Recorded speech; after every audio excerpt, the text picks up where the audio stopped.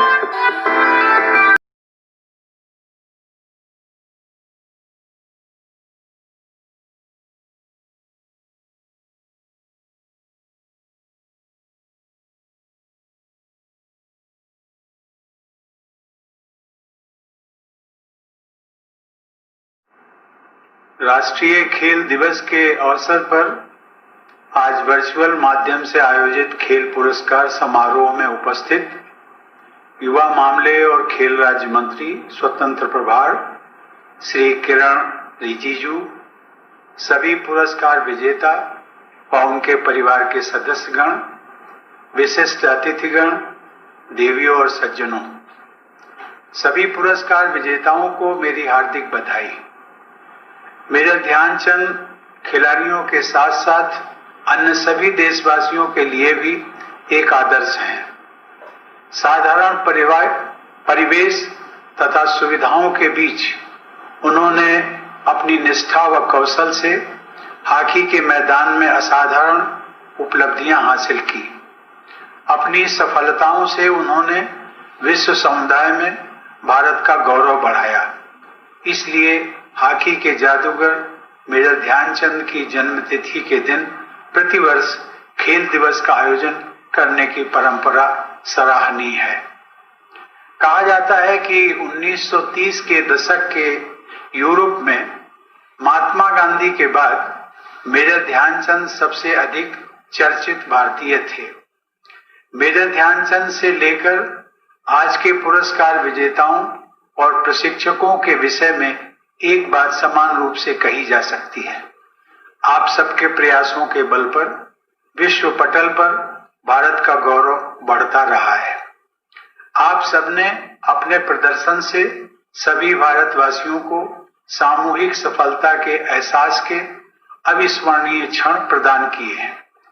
जब आप जैसे खिलाड़ी विश्व के किसी भी कोने में आयोजित खेल प्रतियोगिता में विजय प्राप्त करने के बाद स्टेडियम में तिरंगा लेकर उल्लास के साथ दौड़ते हैं, तब वह दृश्य देखकर सभी भारतवासी गर्व और खुशी से भर जाते हैं।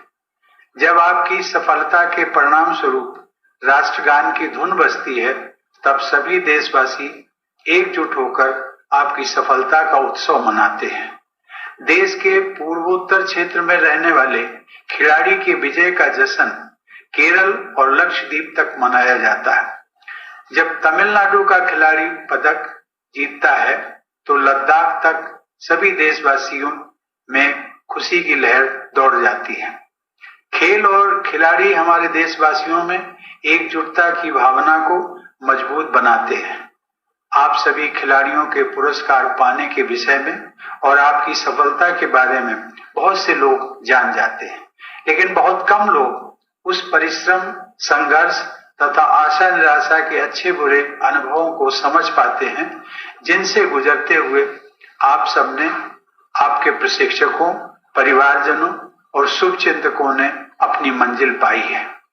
आप सबने ये सिद्ध किया है कि इच्छा, लगन और मेहनत के बल पर सभी बाधाओं को दूर किया जा सकता है। यही खेल कूद की सबसे बड़ी विशेषता है। यही अच्छे खिलाड़ी का आदर्श है। आज का यह पुरस्कार समारोह कड़ी मेहनत और समर्पण से प्राप्त की गई आप सबकी सफलता का उत्सव है। मुझे आप सबको सम्मानित करके बहुत प्रसन्नता हुई है। देश के विभिन्न हिस्सों, सुदूर कस्बों और गांवों से अपनी खेल यात्रा शुरू करने वाले आज के ये पुरस्कार विजेता यह साबित करते हैं कि हमारे देश में खेल कूद की असीम प्रतिभा और संभावनाएं मौजूद हैं। इस बार पुरस्कार विजेताओं का चयन पारंपरिक सोच से अलग हटकर किया गया है और कई बदलाव भी किए गए हैं। मुझे इस बात की विशेष प्रसन्नता है कि पुरस्कारों की विभिन्न श्रेणियों में महिला खिलाड़ियों का प्रतिनिधित्व है। यह विशेष रूप से उल्लेखनीय है कि खेल रत्न पुरस्कार पाने वाले 5 खिलाड़ियों में 3 बेटियां मनिका बत्रा, विनेश और रानी तथा एक पैरा एथलीट शामिल हैं। पैरा स्पोर्ट्स के क्षेत्र में खेल रत्न मरियप्पन जैसे खिलाड़ियों ने विगत कुछ वर्षों में अंतरराष्ट्रीय स्पर्धाओं में हमारी साख बढ़ाई है। मुझे यह देखकर खुशी हुई है कि हमारे देश में खेलकूद के क्षेत्र में विविधता बढ़ी है तथा कई खेलों के राष्ट्रीय विजेता विश्व स्तर पर अपनी पहचान बना रहे हैं। आज के पुरस्कार विजेता 20 से अधिक खेलों का प्रतिनिधित्व करते हैं। हमारे पारंपरिक खेलों कबड्डी, खो खो और मल्लखंब की बढ़ती लोकप्रियता जन सामान्य को खेलों से जोड़ने में सहायक होगी। आज क्रिकेट और फुटबॉल के अलावा वॉलीबॉल और कबड्डी जैसे खेलों के लीग टूर्नामेंट लोकप्रियता प्राप्त कर रहे हैं। यह एक सुखद बदलाव है। समर्पित और प्रतिबद्ध प्रशिक्षकों का खिलाड़ियों की सफलता में निर्णायक योगदान होता है। प्रशिक्षक ही खिलाड़ियों की मानसिक और शारीरिक क्षमताओं को निखारकर विजेता खिलाड़ी का निर्माण करते हैं। ऐसे प्रशिक्षकों को सम्मानित करने के लिए दिए गए द्रोणाचार्य पुरस्कार के सभी विजेताओं को मैं विशेष बधाई देता हूँ। ऐसे शिक्षकों का प्रशिक्षण करना उपयोगी सिद्ध होगा। इसी प्रकार खेल के प्रति आजीवन समर्पण व योगदान के लिए ध्यानचंद पुरस्कार से सम्मानित सभी विजेता भी विशेष बधाई के हकदार हैं। हमें यह भी ध्यान खेलकूद से न केवल शरीर और चरित्र का निर्माण होता है बल्कि जीवन में विकास के मार्ग प्रशस्त होते हैं। खेलकूद के जरिए हमारे देश के दूर दराज के क्षेत्रों के युवा राष्ट्रीय मुख्य धारा से जुड़ते हैं। युवाओं को खेलकूद से जोड़ना उन्हें राष्ट्र निर्माण से जोड़ने का ही एक विशेष रूप है। कोविड-19 के कारण खेल जगत पर भी बहुत अधिक असर पड़ा है। पहली बार ओलंपिक खेल स्थगित किए गए हैं। हमारे देश में भी खेलकूद की सभी गतिविधियां प्रभावित हुई हैं। अभ्यास तथा प्रतियोगिताओं के रुकने से खिलाड़ियों और प्रशिक्षकों का हौसला कम हो सकता है। उनकी मानसिकता और शारीरिक तैयारी के लिए यह बहुत बड़ी चुनौती है। यह आयोजन वैश्विक महामारी के बावजूद खेलकूद से जुड़ी गतिविधियों को जारी रखने का प्रयास है। आप सबने वर्षों की मेहनत, लगन और साहस के बल पर अपनी खास पहचान बनाई है। कोविड का यह दौर आप सबके तथा अन्य खिलाड़ियों और प्रशिक्षकों के साहस और धीरज के इम्तिहान की घड़ी है।